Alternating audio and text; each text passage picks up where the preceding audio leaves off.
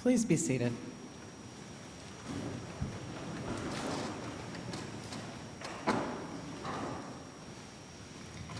It is good to be with you all today as we come together for this fourth and final week of our first season of Origins together. I want to take a moment to celebrate what we've shared over the past few weeks. We've gone through a season of listening and discovery. We've invited new stories, and we've named both the beauty and the brokenness in our histories. And we've begun the sacred work of repair, aiming to heal what has been harmed. And today, we arrive at the week of Imagine, because the work doesn't end once the mending and repair begins. While repair is essential and it restores what has been torn, it's imagination that carries us forward. It's what allows us to dream beyond what currently is and to co-create with God what yet could be. And imagination, friends, is not just pie-in-the-sky daydreaming. It's an act of faith. Every movement for justice, every church reformation, started when someone dared to dream and to envision a different future. A world where love overcomes fear and all of God's children can thrive. Our scriptures are filled with this type of sacred imagination. Prophets dreaming of a new earth, deserts blooming, dry bones dancing, and tables large enough for all to eat. The kingdom of God metaphor comes to us from Jesus' imagination, his imagination and vision for a better future here together. And so today, we gather on this week of Origins and also on All Saints' Day. And this call to imagine takes on even more meaning here today on All Saints' Day. And we remember today that we are not alone in this moment, but we stand along with all the saints who came before us. All the dreamers, all the builders, all the everyday people who carried with them the gospel in their own time and place. Their faith was an act of imagination. They trusted in a world they could not yet see, and they shaped the church we now inherit. To honor them is to continue their work, to imagine and to join our lives to the great communion of saints who are still co-creating God's future within all of us. And so today, Dr. Simonson will invite us to learn even more about our faith and the ancestors that inspired it. He will encourage us to broaden our imagination, and he's going to invite us to expand our understanding of history and view our sacred tradition from a new perspective, guiding us to discover the liberating threads that have always been part of our past, even if we haven't known about all of them. And so we begin this week of Imagine. We thank God for what has grown during our first season of Origins, and we open ourselves to the Spirit's creative power, trusting that God continues to write our story with us and through us, even now, even today.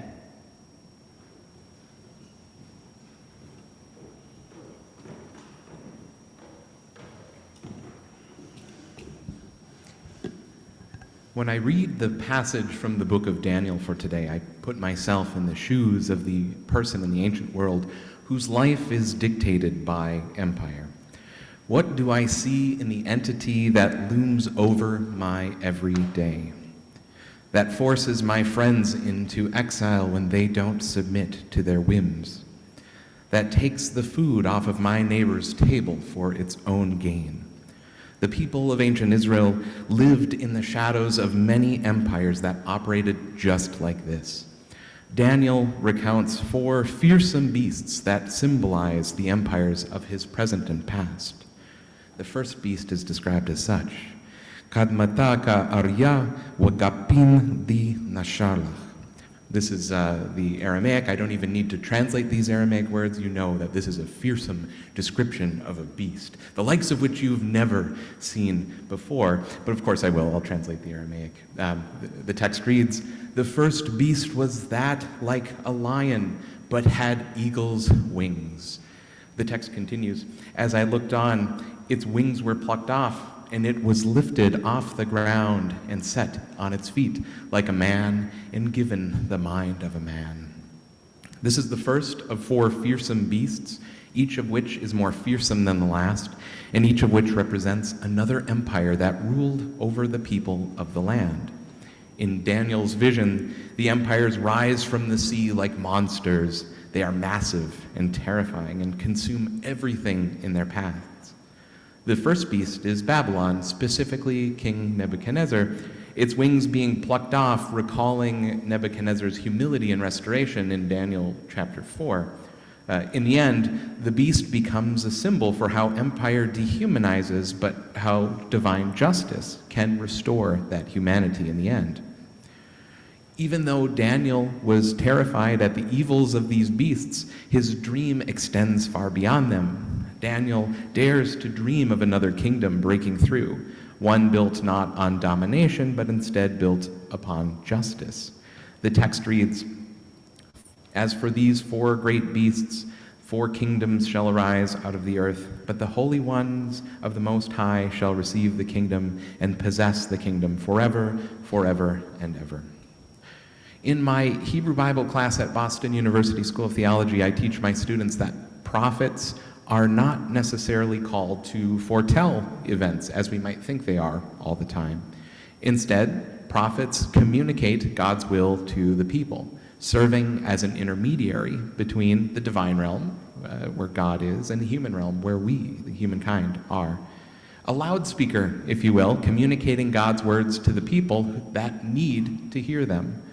What specifically do they communicate? According to Rabbi Abraham Heschel, the prophet is a person who feels fiercely, and prophecy is the voice that God has lent to the silent agony, a voice of the plundered poor, to the profaned riches of the world. It is a form of living, a crossing point of God and human. God is raging in the prophet's words, and in the book of Daniel here, God is raging against the works of empire. The book of Daniel is a protest in this point, a protest saying that empire does not get the last word. Even living in exile as he does in this narrative, Daniel holds on to a sacred imagination that refuses to let fear define the future.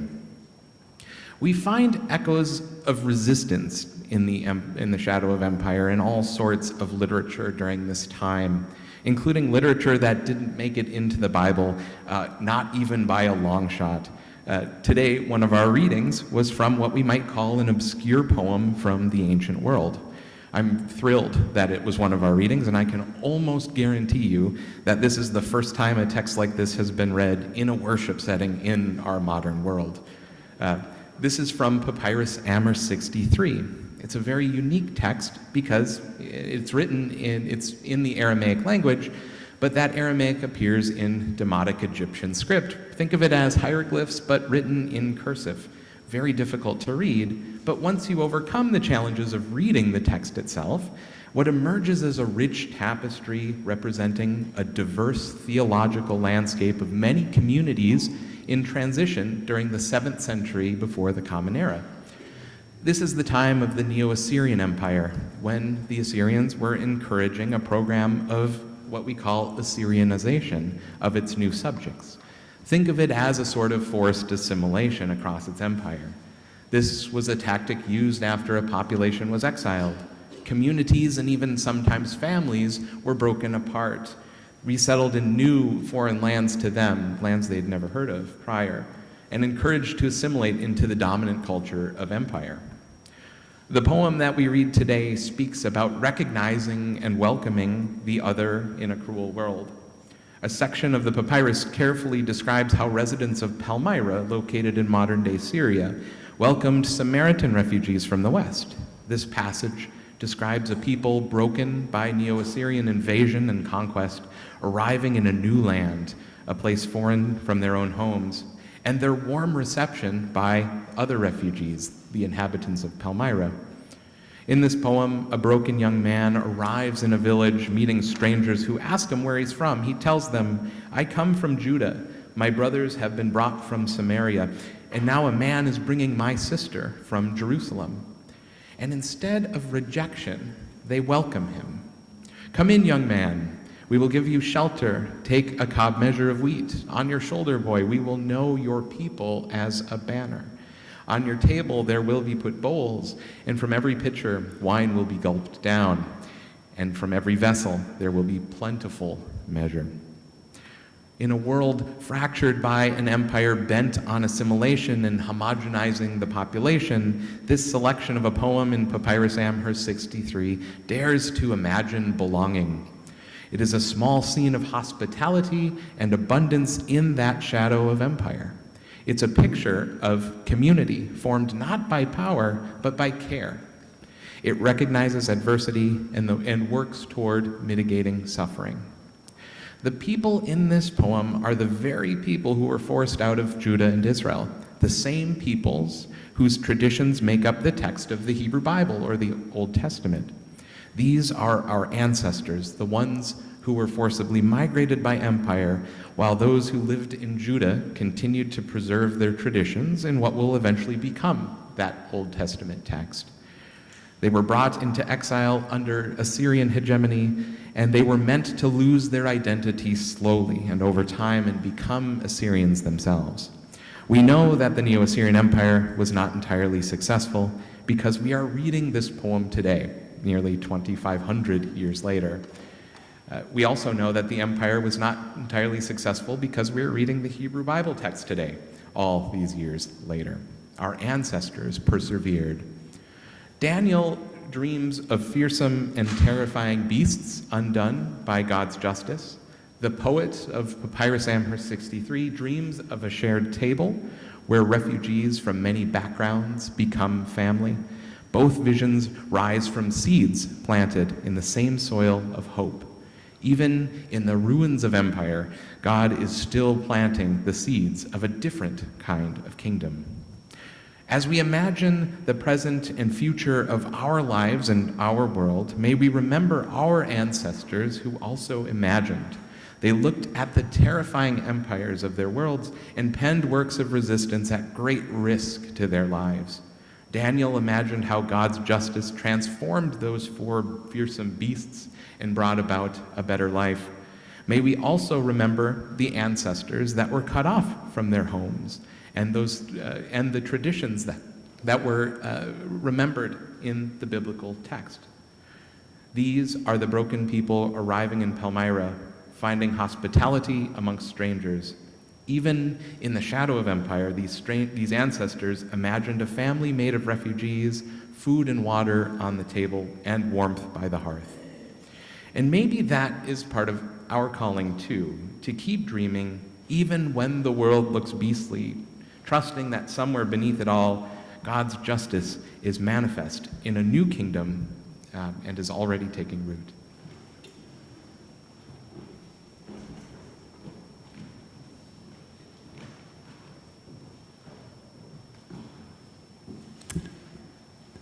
Thank you, friends. So yesterday on All Saints' Day, I spent some time out in the garden with my daughter planting bulbs. And this does have to do with what my colleagues have just shared. Because as we dug our hands in the soil and put those seemingly dead bulbs in the earth, I thought about the hopes and the dreams that we carry, the wishes we have for the world that we long for, where all are safe and all are well and all are fed. All Saints' Day and the seasons of origins invite us to connect to our ancestors with those legacies that we're engaging in with healing and repair, with the saints we look to for guidance and support, and being part of the communities of faith and our tradition as a whole, that it is now our turn to lead. As we think of those who've come before, be it these stories that we lifted up today from thousands of years ago in the ancient world, or more recently in the lives of various saints of the church, and in our own history here at St. John's as we approach our 200th anniversary, we are connected to all of these stories with our longing, our imagining, our showing up faithfully. The imaginings connect us to our gospel